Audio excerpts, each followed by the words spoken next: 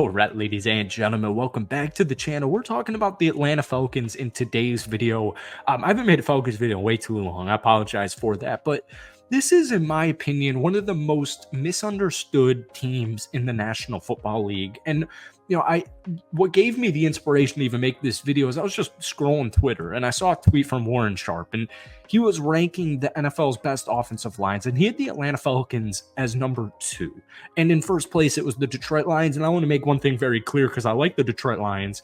The Lions have a phenomenal offensive line. I'm not caught up in the 1 versus 2 here. What I'm caught up in is, first off, the Atlanta Falcons have a phenomenal offensive line that is only going to get better this upcoming season. And it just brings me to my overarching theory on this Falcons team. They picked up a great head coach. They picked up a great offensive coordinator, and they finally got their quarterback, and they drafted their quarterback of the future. And I'm thinking to myself, like, yeah, Dallas Turner is a good defensive prospect, right? But there's probably a reason he fell all the way to the mid-late first round. Wasn't really a top 10 talent in other drafts, but this doesn't even have anything to do with Dallas Turner or Michael Penix. It has to do with the fact that the Falcons have a really good roster. And now they are very well coached. And I like Arthur Smith as a person, but I never really felt like he was the leader of the Atlanta Falcons, not like Raheem. And I just think when you have quarterbacks, and no disrespect or shade to Taylor Heineke or Marcus Mariota or Desmond Ridder, when you have those quarterbacks, there's only so much you can do. Even if you have these players like Bijan Robinson, and yes, obviously Bijan needed more touches. He needed to be on the field more. So yeah, it was an mismanaged team. But I finally think they have a sense of direction, and that's something that just is always been beneficial. It's always going to be beneficial. So before we get any further into today's video, if you guys enjoy it, be sure to hit that like button, hit that sub button for daily NFL content. I'm going to try and post as many Falcons videos as humanly possible up until, or actually just the rest of the season. So hit that like button, hit that sub button. If you try and get to 200 likes, I would really appreciate it. One of the big things when I talk about the Falcons on this channel is one of my good friends in life, real life, is a Falcons fan. And now we live here in Southwest Florida, so it's kind of hard to watch Atlanta Falcons games unless you got the ticket, but you get my point here. When I first broke the news that Captain Kirk Cousins is your new starting quarterback, my buddy was pissed.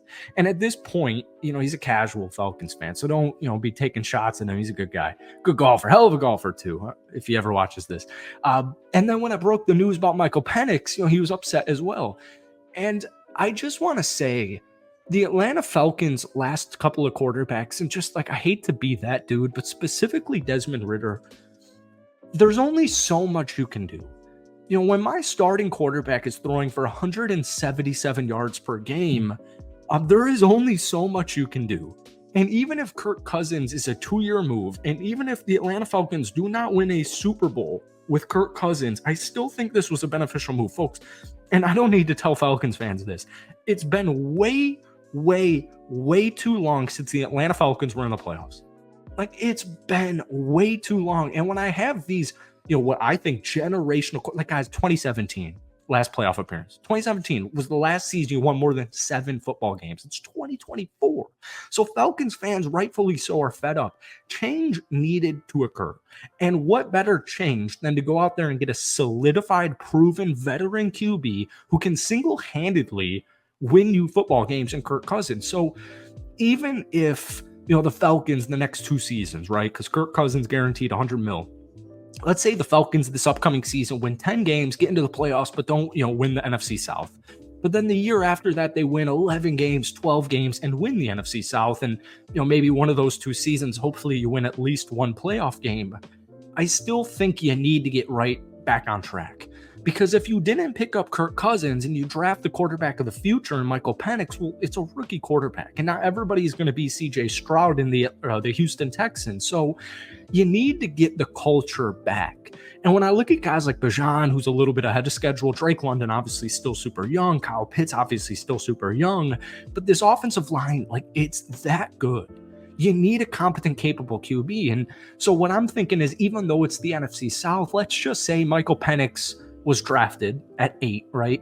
And you didn't pick up Kirk Cousins. Well, realistically speaking, you're not going to make the playoffs for probably the next 2 seasons. And what I like about this move is they picked up their short-term quarterback, even if it's short to intermediate term in Kirk Cousins. And hey, look, if things go well and you win playoff games and you get to the Super Bowl, like we can discuss long-term there because I don't even think it's long-term at that point. It's more short-term. Let's make a freaking run for this. Um, but my point is, you probably wouldn't be Super Bowl relevant until Michael Penix is in the NFL for a couple of seasons. And I'm not saying the Atlanta Falcons are about to win 13 football games, although they certainly could. I think this team is severely underrated. My point is, they just needed to turn the direction around. Like, you just needed to do it. And so I look at Drake London, new addition Casey Washington, Darnell Mooney from the Chicago Bears that Kirk Cousins personally recruited over to Atlanta, Rondale Moore. I had this thought, and I hate this for my Steelers fans, and I hate this for my Falcons fans. It kind of felt like Desmond Ridder was a budget Kenny Pickett, and Kenny Pickett didn't have a great tenure. Desmond Ridder had a worse tenure.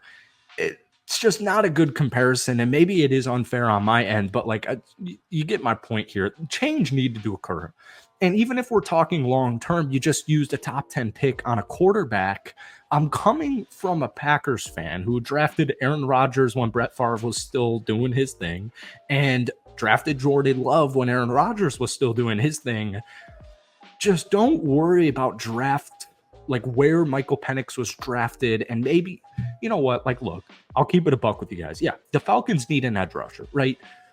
But even though the Falcons were a middle of the pack defense last season, there's still dogs on the squad. Like last year's addition, Jesse Bates made an impact literally the first game he played. AJ Terrell is a really, really great cornerback in the National Football League, in my opinion.